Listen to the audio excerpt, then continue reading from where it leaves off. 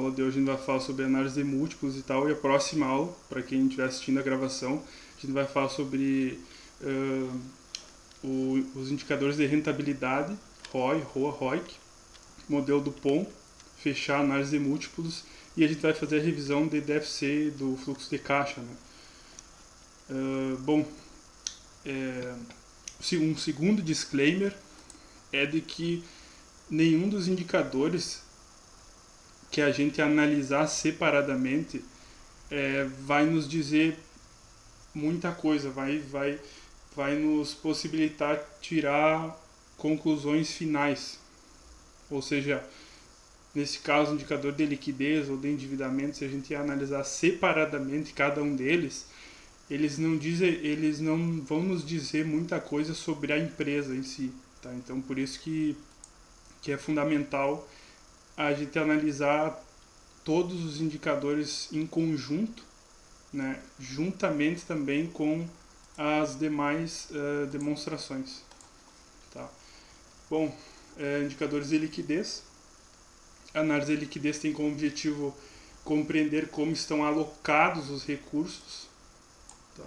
Assim como recursos financeiros, no caso, né, caixa, equivalentes de caixa, assim como bens e direitos da empresa. Tá? Então seria, por exemplo, estoques e por aí vai. Em relação às obrigações da empresa. Então, passivo circulante. Tá? Quando a gente fala em liquidez, o foco principal é curto prazo. Tá? Então, mais centrado nisso. Tá? Então, ativo circulante e passivo circulante. Lembrando, como a gente tinha falado na aula passada, que o circulante ele é dividido em operacional e financeiro. Tá? Então tem o ativo circulante operacional e o ativo circulante financeiro. Tá? O ativo circulante financeiro, só para relembrar, é caixa, equivalentes de caixa, e todo o resto é operacional. Tá? Bom, começar pelo indicador de liquidez corrente. Tá? De novo, muitos desses indicadores vocês já devem conhecer, já devem ter visto na graduação, tá? Então não vou ficar repetindo muito o conceito que vocês já conhecem, né? Então, liquidez corrente, ativo circulante dividido pelo passivo circulante. Liquidez imediata considera só o caixa, tá? Por isso que imediata, né? Caixa equivalente de caixa dividido pelo passivo circulante. Liquidez seca, o ativo circulante menos estoques dividido pelo passivo circulante. Tá? Quais as características desses indicadores? No geral, quanto maior, melhor. Tá? Ou seja, um indicador maior que um, ele vai nos mostrar que sobram recursos, enquanto ao passo que se for menor que um, é um indicativo de que faltam recursos. Tá? No entanto, indicadores de liquidez muito elevados não são vantajosos. Por quê? Porque a gente tem que pensar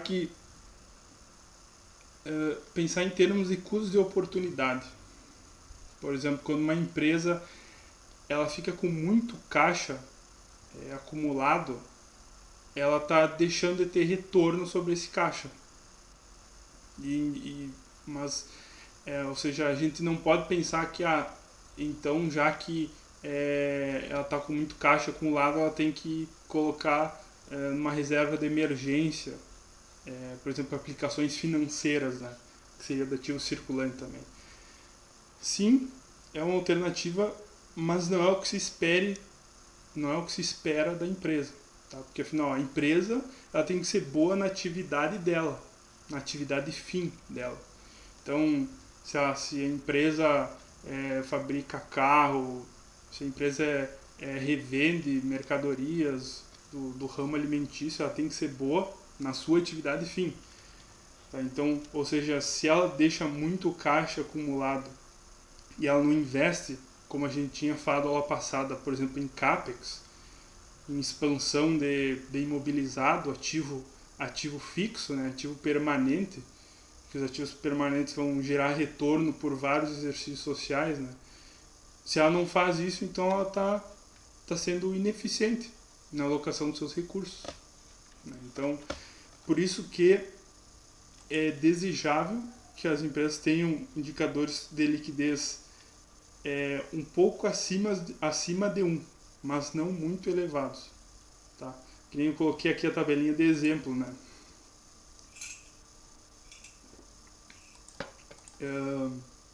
Esses cálculos aqui eu fiz semestre passado, né?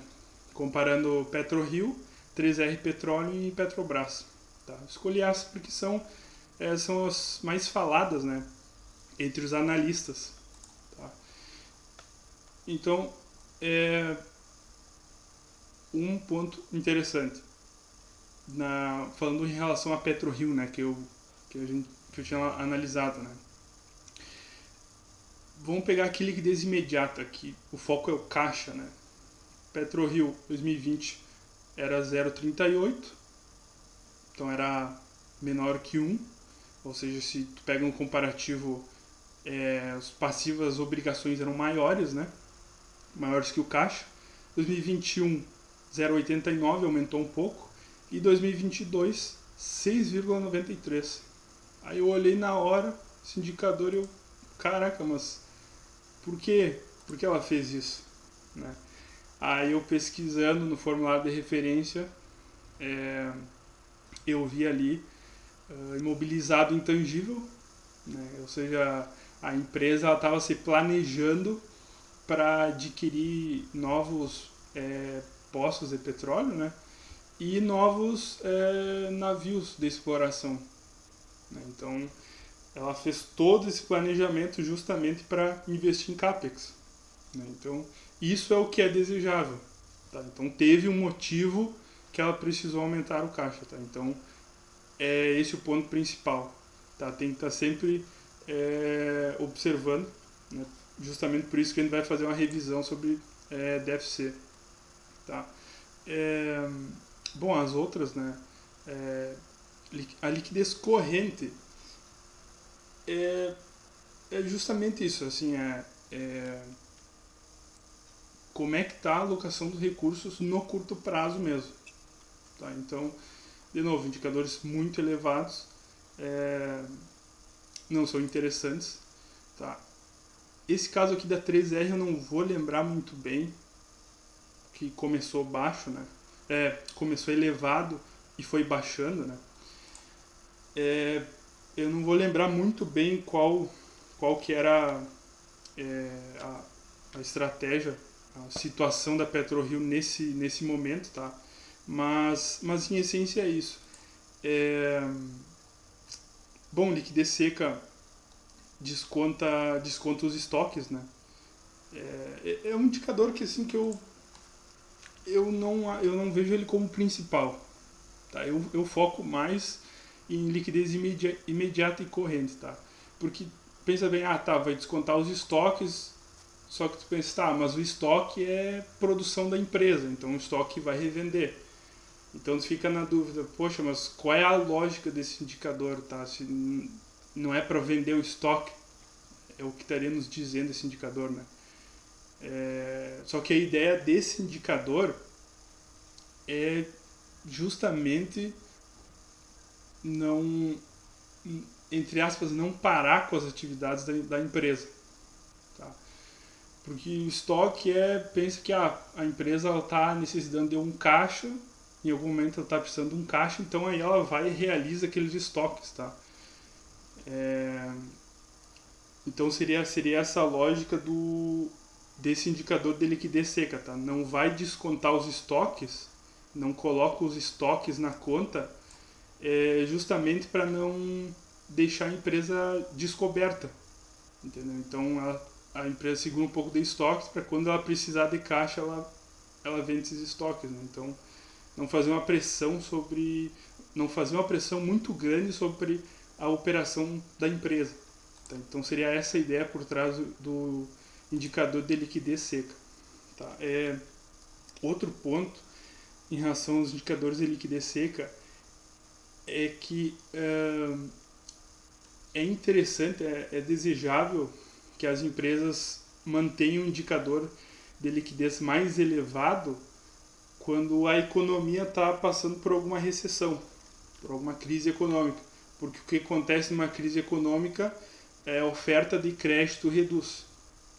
Tá? Então, por isso que a empresa deve manter um índice de liquidez elevado durante as crises econômicas, porque a oferta de crédito vai ser menor, e então com isso a empresa mantendo essa liquidez, ela não vai aumentar o risco de crédito da empresa, né? Então por isso que é interessante. E o oposto é verdadeiro, né? Quando a gente está num momento de expansão econômica, né, de baixas taxas de juros, de ampliação da oferta de crédito, a empresa ela tem a oportunidade, né, ela tem a possibilidade de manter esse indicador de liquidez um pouco mais reduzido, né, justamente, né, pensando nessa relação da empresa passar por risco de crédito. Né. Indicadores de eficiência.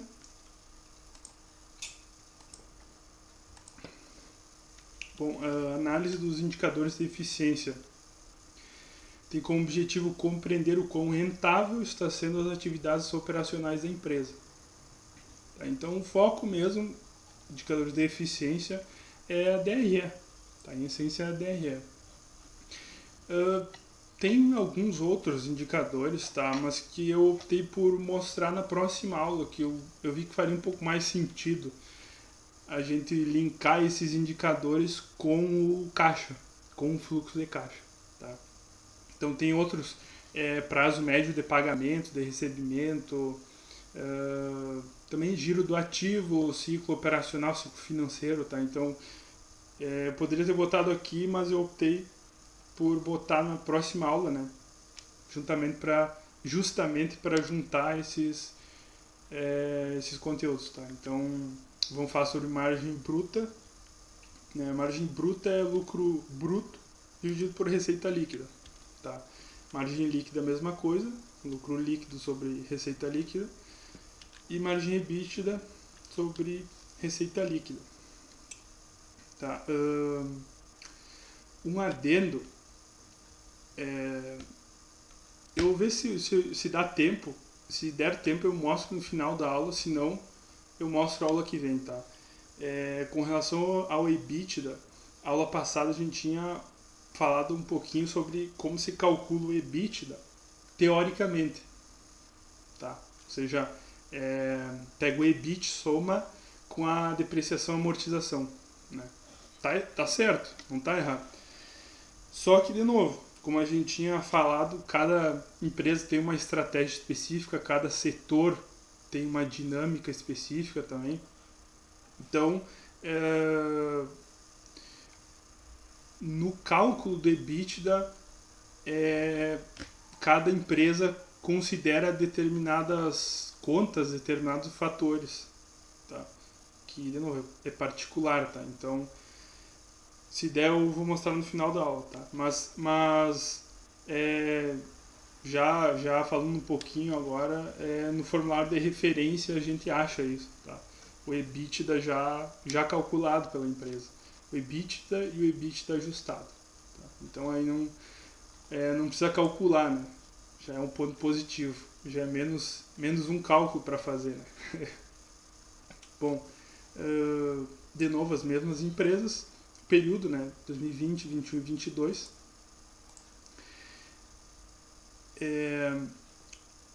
A gente percebe ao longo do tempo que a PetroRio foi ganhando margem bruta, né? Então, 2020 era 19%, depois foi para 58%, depois para 67%. Tá? Então, o que a gente pode pensar aqui? A gente pode pensar que provavelmente o custo, o CMV, né, o custo da mercadoria vendida reduziu. Né? Ou o custo da mercadoria vendida reduziu, ou a receita líquida aumentou. Tá? Então, de novo, é dessa forma que a gente tem que analisar os indicadores, tá? A gente tem que entender por que ele aumentou, reduziu e as causas disso, tá? Isso é fundamental. Margem líquida, aqui deu negativo, porque nesse período, 2020, a PetroRio e a 3R tiveram um prejuízo, tá? Tiveram prejuízo, por isso que deu negativo. Petrobras conseguiu se salvar, né? 2%. Tá? E aí 21 a PetroRio conseguiu recuperar, aí ela teve uma margem líquida de 21%. E aí depois voltou ao normal, né? 50% margem líquida. Que é algo bem elevado, né? Basta a gente comparar com Petrobras, né? Então, PetroRio teve 50% e Petrobras 29%. Margem EBITDA é a mesma ideia, tá? Todos esses indicadores, quanto maior, melhor. Tá? Porque aí a gente consegue ver, se a gente vê esses indicadores aumentando, a gente consegue perceber que a empresa está agregando valor nas suas operações. Tá? Então, 2020 a PetroRio tinha uma margem EBITDA de 45%, depois foi para 47% e 22, 59%. Então, de novo, isso que é interessante a gente observar desses indicadores de margem. Tá? Ao longo do tempo, a gente consegue ver que as atividades da empresa estão agregando valor. Tá? Então, esse é o objetivo fim da empresa. Tá? Ela agregar valor nas suas operações.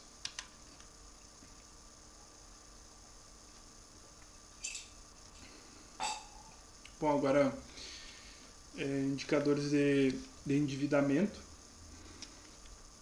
A análise do endividamento tem como objetivo compreender a estrutura de capital de uma companhia, tá? Ou seja, qual a proporção das fontes de financiamento da empresa.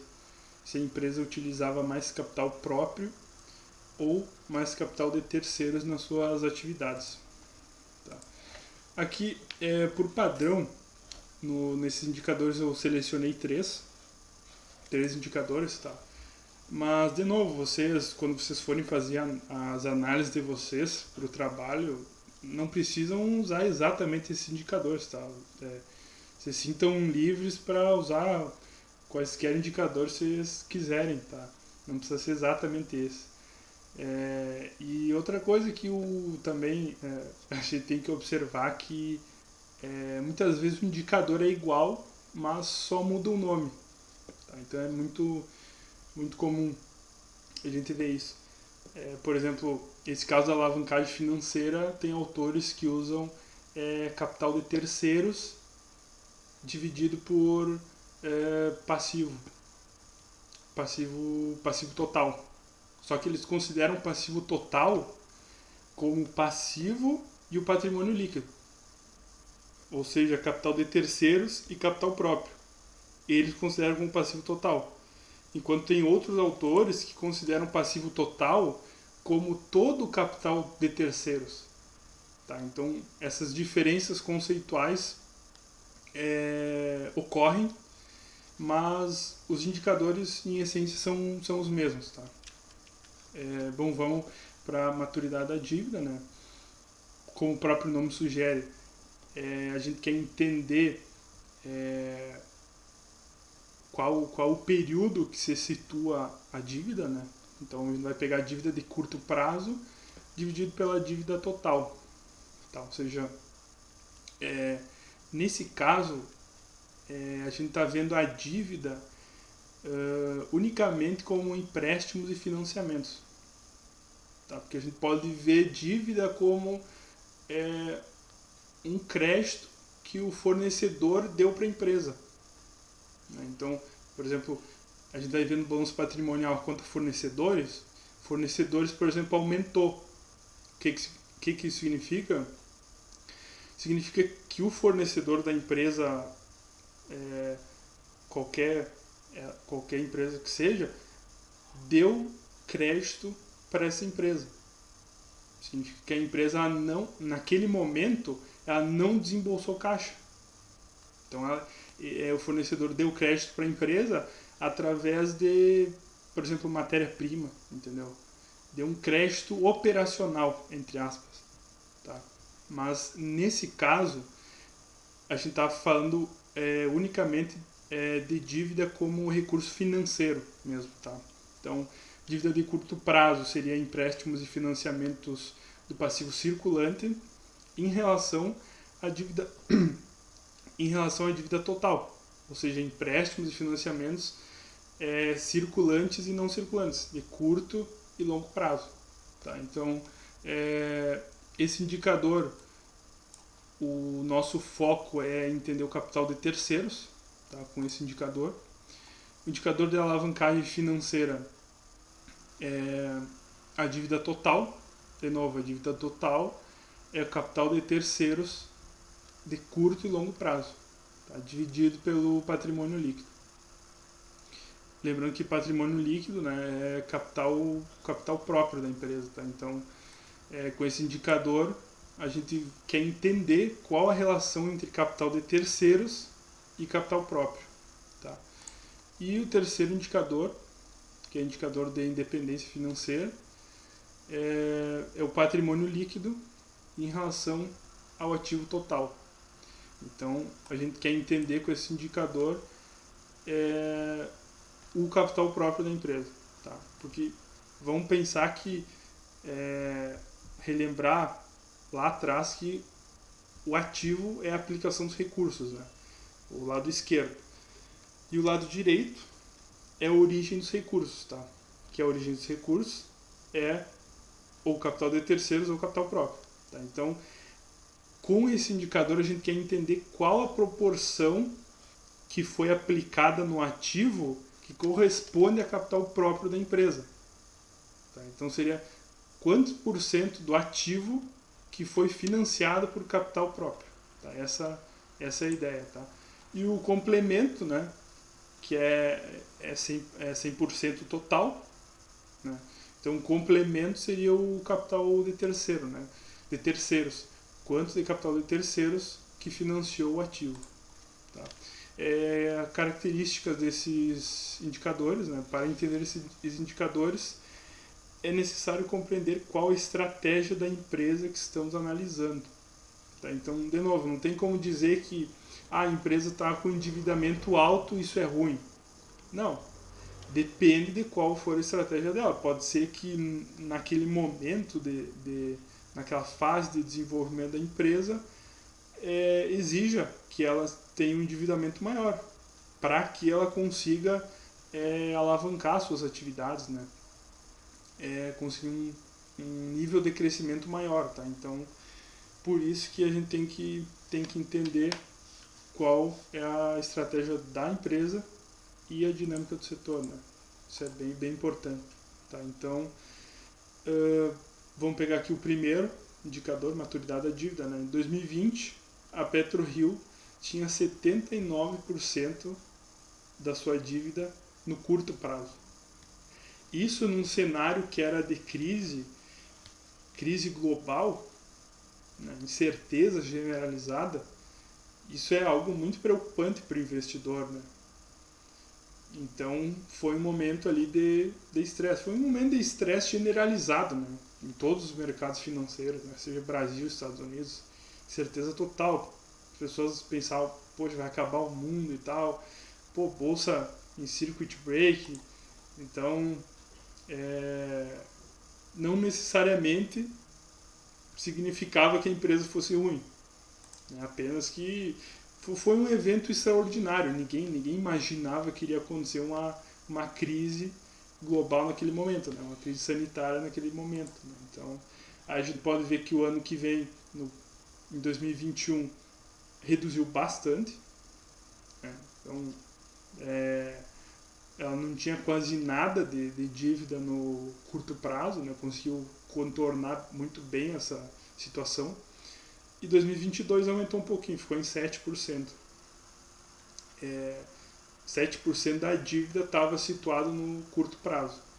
Então, se a gente for ver, por exemplo, a 3R, por que 2020 e 2021 foi tudo zero? Maturidade da dívida foi zero, a alavancagem financeira foi zero. Por quê? Porque ela não tinha nenhuma dívida. A 3R, se pegar o balanço, não tinha nenhuma dívida de empréstimos e financiamentos. Tá? Então, ela tinha ali, a 3R tinha no passivo circulante debêntures. Tá? Então, só que é algo relativo. Tá? Poxa, debêntures, se tu for ver, é uma forma de financiamento de longo prazo. De longo prazo, entendeu? E ainda assim é muito diferente de um empréstimo bancário. Tá? Então, é algo relativo. Tá? Pode considerar como empréstimos e financiamentos debênture. De novo, é algo subjetivo. Tá? Mas foi esse o motivo para os anos de 2020 e 2021. 2022, a 3R contratou dívida, tá? Só que foi dívida só de curto prazo, por isso que é 100%. Tá? Ela contratou uma dívida não muito significativa, se tu considerar o passivo total. A dívida que a 3R contraiu não era muito significativa, mas era de curto prazo. Tá? Petrobras, em geral, permaneceu estável nesse período, perfil da dívida. Tá? A alavancagem financeira, como a gente tinha visto, a gente compara capital de terceiros em relação a capital próprio. Então, ou seja, a PetroRio em 2020 tinha um indicador de 0,61. O que isso significa? Que para cada um real de capital próprio, a PetroRio tinha 61 centavos de capital de terceiros. Tá? Então é essa a interpretação. 2021 baixou um pouco, tá? Então para cada um real de capital próprio, a PetroRio tinha 50 centavos de capital de terceiros. Tá? Então permaneceu relativamente estável ao longo do período. Tá? A Petrobras estava bem diferente das outras. Né? Então 2020 a cada um real de capital próprio, 90 centavos era de capital de terceiros. Tá? Então bem diferente das outras duas empresas. Tá? Aí depois reduziu bastante, tá? Para 51 e 43 centavos. Agora o índice de independência financeira, tá? Como a gente tinha visto, qual a porcentagem de capital próprio que financia o ativo total. Tá? Então a PetroRio 2020 46%, depois aumentou para 54% e 22 baixou para 49%. Tá? Então, se a gente for ver no período, ficou relativamente estável. Tá? A 3R 51%, depois 77% e 54%. Tá? Então, as três no geral não tiveram grandes oscilações desse indicador. Tá? Por fim, indicadores de valuation ou indicadores de mercado. Né? Análise dos indicadores de valuation ou de mercado tem como objetivo compreender se há indícios de oportunidades de investimento ou diferencial competitivo da empresa. Tá? Destaquei 3 aqui. O PL, preço-lucro, que é um dos mais falados no mercado, né? Que a gente pega o preço por ação e divide pelo LPA, lucro por ação. No geral, quanto menor, melhor. Tá? Mas, como eu já vou falar daqui a pouco, depende. Depois, o segundo indicador é Price Sales Ratio, PSR. Né? A gente pega o preço por ação e divide pela receita líquida dividida pela quantidade de ações da empresa. Tá? Então, de uma forma geral, um PSR menor que 1 nos oferece indicativo de que a ação está barata. E um PSR maior que 1 é um indicativo de que a ação está cara. Tá? De novo, se a gente analisar um indicador sozinho, individual, ele não vai nos dizer muita coisa. Tá? Então, pensa, poxa, não vai investir numa empresa porque o PL dela está baixo. Tá? Isso não quer dizer absolutamente nada. Tem que pegar outros indicadores, os balanços, analisar e ver se realmente os dados corroboram esse indicador. Tá? O que significa, afinal de contas, o PSR? Se a gente analisar bem a fórmula, a gente vai comparar o preço da ação com a receita líquida por ação. A gente vai pegar a receita líquida e dividir pela quantidade de ações. Né? Então, ou seja, aqui vai ficar a receita líquida por ação. Ou seja, significaria quanto que aquela ação gera de receita. Então, se a gente pensar bem, se o PSR for maior do que 1, ou seja, o preço for maior que a receita líquida por ação, significa que aquela ação está valorizada, ela está sendo demandada. Então, ela estaria cara. Tá? O lucro por ação, LPA, tem algumas diferenças no cálculo do LPA. Tá? Se a gente pegar o balanço patrimonial, a DRE, tem ali lucro por ação básico e lucro por ação diluído. Então, tem algumas diferenças ali. Por exemplo, ações em tesouraria, ou sei lá, algum controlador, algum acionista majoritário, sei lá, vendeu a sua participação, alguma coisa assim. Então tem alguns nuances no cálculo, tá? Mas, assim, vocês não precisam entrar muito a fundo nesses detalhes, tá? Agora vamos pensar, assim, se ocorrer, se a gente observar, né, o lucro líquido aumentar e o LPA diminuir, o que pode estar acontecendo? Porque se espera uma relação positiva, né? Ou seja, um aumenta e o outro diminui, e um cai e o outro cai. Tá? Não é esperado uma relação inversa entre os dois. Tá? O que pode acontecer foi que a empresa realizou um follow-on. Né? Ela emitiu mais ações no mercado. Tá? Então, quando ela emite novas ações no mercado, o resultado por ação, o lucro por ação diminui, porque como tem mais ações em circulação, mais acionistas, o lucro por ação cai. Né? Então, interessante a gente pensar numa situação dessas. Tá? Então, vamos analisar aqui as empresas. De novo, 2020, PetroRio e 3R deu um PL negativo. Tá? Por quê? Porque o lucro líquido foi negativo, tá? Teve prejuízo. Então, por isso que foi negativo. Esse ano 2021, com relação a 3R, que eu tinha dito para vocês, quanto menor, melhor, porém depende, era nessa situação aqui, tá? Com relação ao PL ser negativo. Então não tem como, então é negativo, é bom, não, porque teve prejuízo, tá? Aqui, a situação da 3R em 2021 foi que o PL deu 419. Então você pode pensar, poxa, estava muito cara a ação, estava muito demandada, alguma coisa assim. Não, o que aconteceu foi que o lucro líquido da 3R foi extremamente baixo. Tá? Então, pega um preço estável e compara com um lucro muito baixo, vai dar que o PL vai ser muito alto. Tá?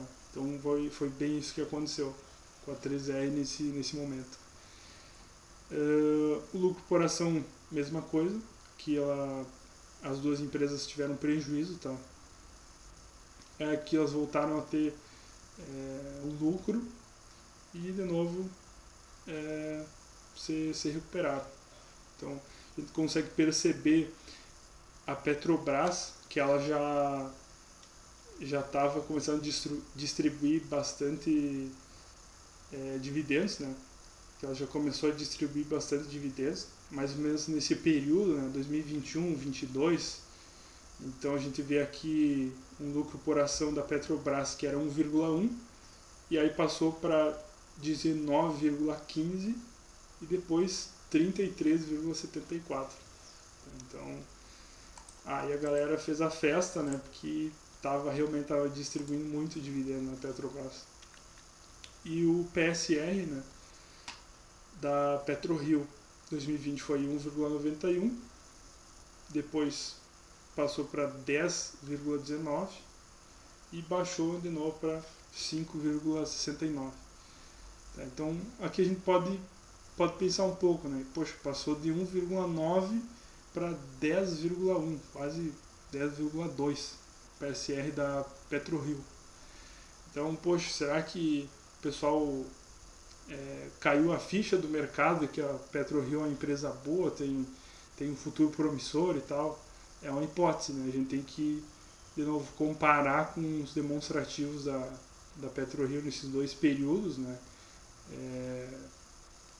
Ver se nessa transição de um ano para o outro a diretoria anunciou novos planos de investimento e tal. Então, de novo, só a gente analisar só um indicador sozinho, ele não vai nos dizer muita coisa. Ele pode nos dar uma hipótese de repente, tá?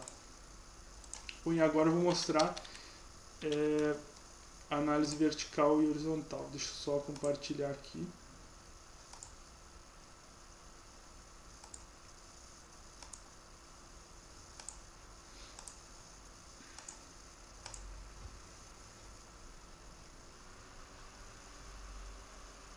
Tá, acho que já está compartilhando. Esse Excel foi o Excel do semestre passado, né? Assim, a análise vertical, a gente quer entender qual a composição das contas e os seus subgrupos, né? E a análise horizontal é a evolução das contas num período de tempo. Tá? Essa é a ideia, ou seja, análise horizontal, a gente vai entender a variação de, por exemplo, 2021 de 2020 para 2021, 2021 para 2022, tá? Quando foi essa variação de ano para o outro, é a análise horizontal, tá? E a vertical é a composição. Vocês podem fazer as duas análises, tanto para o balanço patrimonial quanto para a DRE, tá? Mas, assim, no geral, vai ser mais produtivo, mais interessante a gente fazer a análise vertical para o balanço patrimonial e a análise horizontal para a DRE. Tá? Porque a DRE a gente está vendo como é que está sendo a operação da empresa. Tá? Demonstração do resultado. A gente quer ver como é que está sendo o operacional. Tá? Então, é importante a gente ver que o operacional da empresa está indo bem ao longo dos anos. Então, por isso que a análise horizontal teria um pouco mais de relevância para a DRE, tá? E para a DFC. Tá? E o balanço patrimonial é uma posição... o balanço patrimonial é uma posição estática, tá? Da situação patrimonial mesmo da empresa, tá? Então, a gente vê qual a proporção da alocação de bens e recursos. Tá? Então, por isso que a gente tem que... É interessante a gente observar qual a proporção em relação às principais contas, né? Então, por exemplo, aqui o ativo total é 100%, né? O ativo circulante nada mais é do que ele próprio em relação ao ativo total, então um dividido pelo outro. Então, em 2020 era 27% e o complemento, ativo não circulante, era 73%. A análise vertical a gente realiza essa análise de baixo para cima, tá? Ou seja, das contas menores em relação às maiores, tá? Então, ou seja, a gente vai comparar o caixa em relação ao ativo circulante, tá? Então, vai pegar o caixa e dividir pelo ativo circulante. Então, ele representava 44% do ativo circulante. Aqui eu já separei, né, para facilitar o cálculo, ativo circulante financeiro e operacional. Tá? Então, financeiro era 45% e operacional 55%. Tá? E sucessivamente para as outras contas. Tá? Então, imobilizado, tá? Ele representava 68% do ativo não circulante. Isso é algo muito positivo, tá?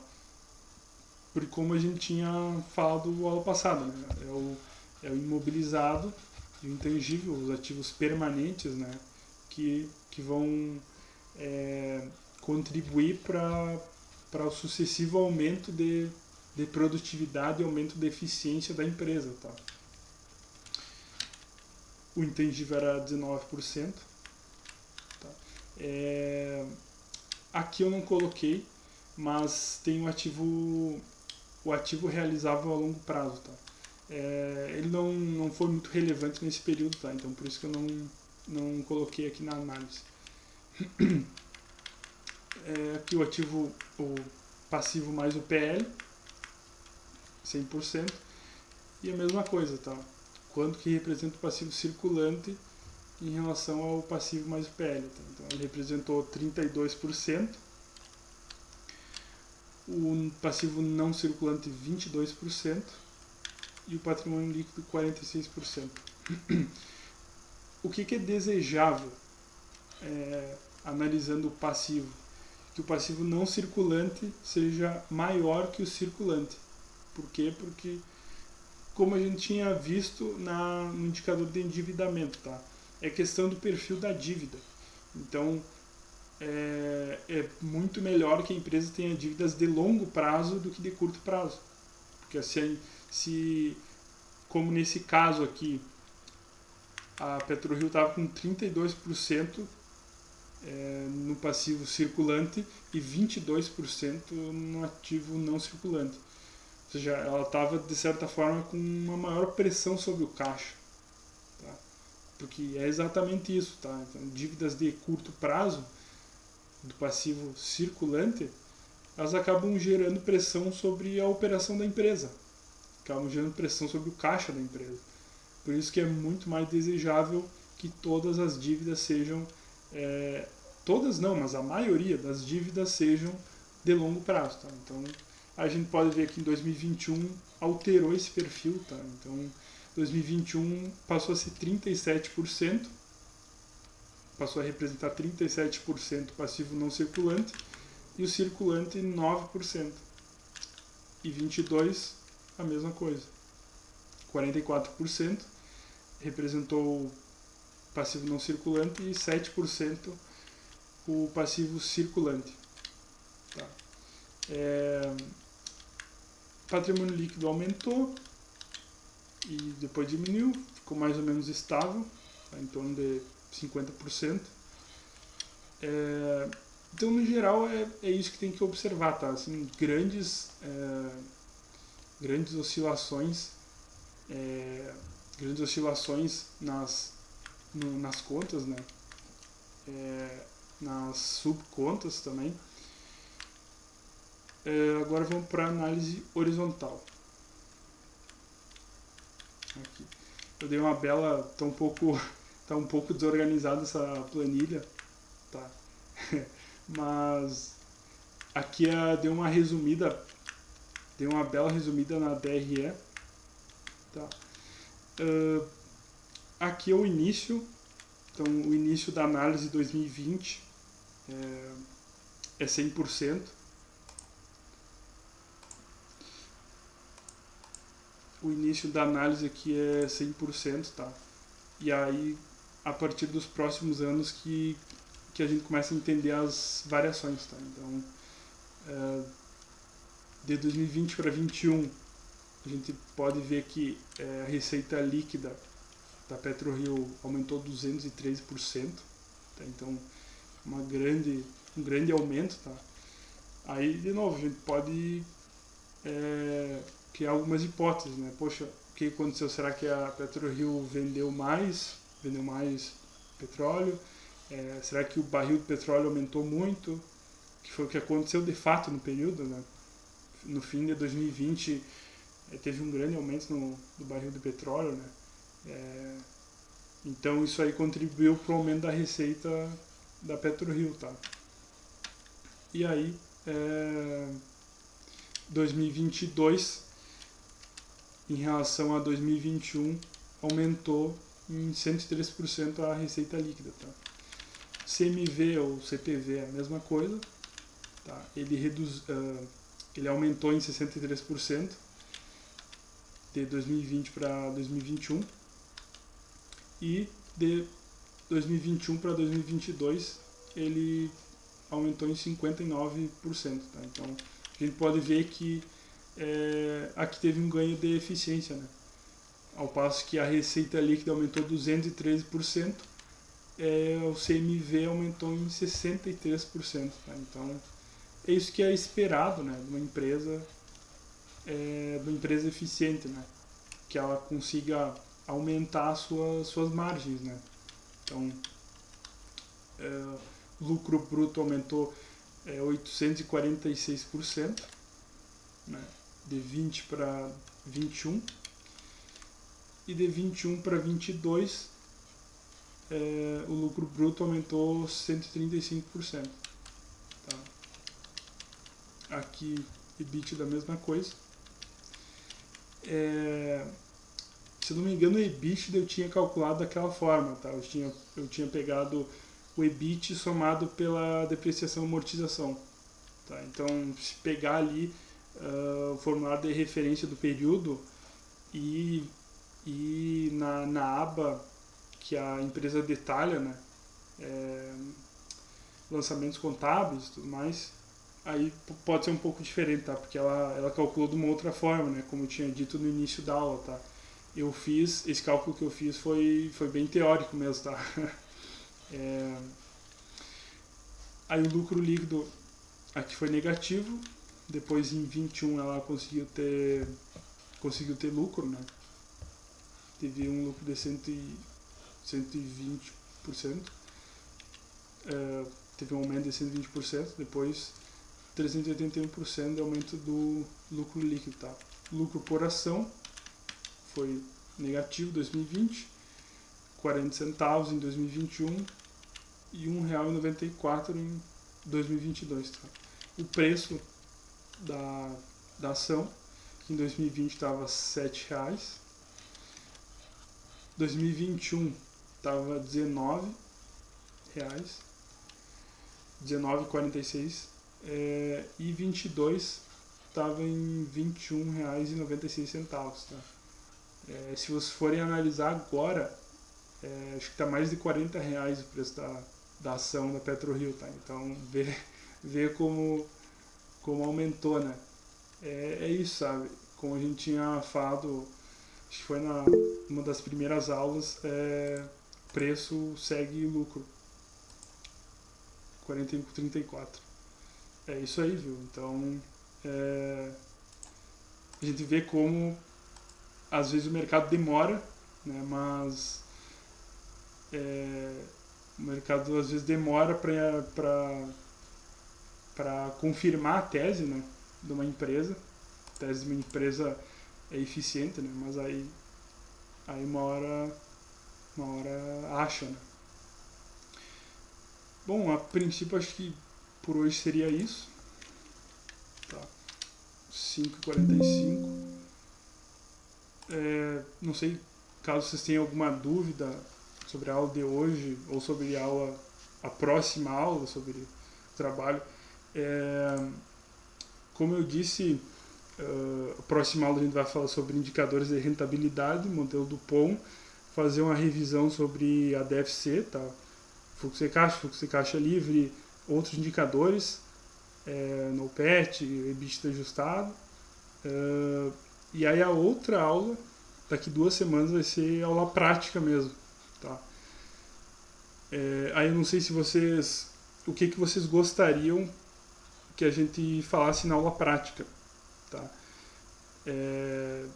Porque eu já mostrei alguns cálculos, né? Desde a primeira aula do balanço patrimonial da RE, a aula passada da FC e a aula de hoje. Eu mostrei como é que se calcula os indicadores e tal. Aí quero que vocês me confirmem como é que vocês gostariam que fosse aula prática, assim. Por isso que eu deixei um pouco em aberto, né? Porque eu não sei qual exatamente é as dúvidas de vocês, né? Então, como é que vocês gostariam que fosse aula prática? Ou se vocês acham que não precisa aula prática também, aí só gostaria a confirmação de vocês, assim.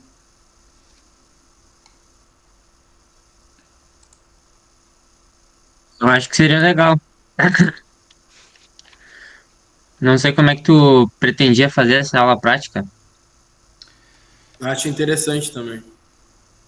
Pois é, eu iria fazer tudo do zero, tá?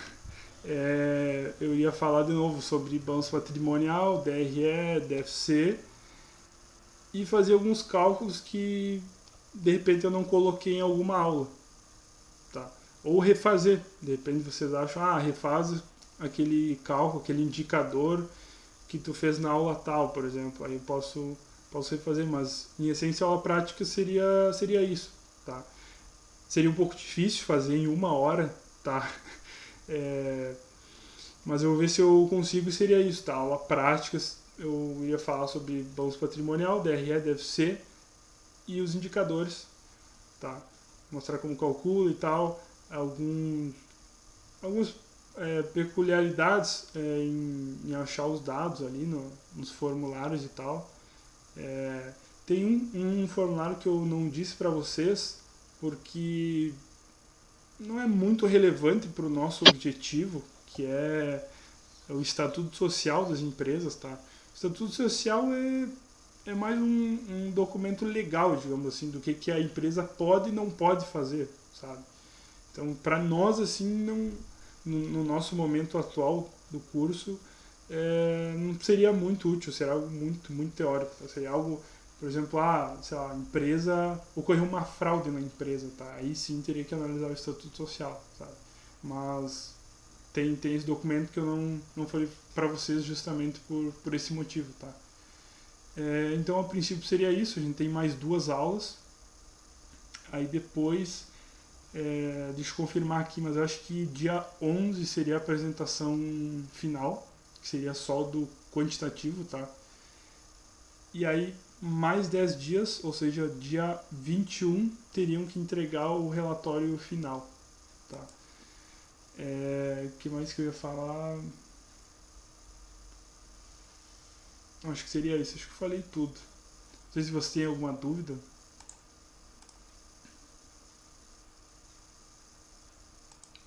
Por mim tá tranquilo. Ah, só, tá, só falando ali por mim, não teria problema se essa aula prática fosse um pouco mais de 1 hora, porque não sei se vai dar para fazer todos esses cálculos em 1 hora, né? Mas também se passar um pouco por mim, não tem problema. Não sei o resto, né? Como é que tá de horário. Aham, tá. Beleza, eu vou ver se eu organizo assim.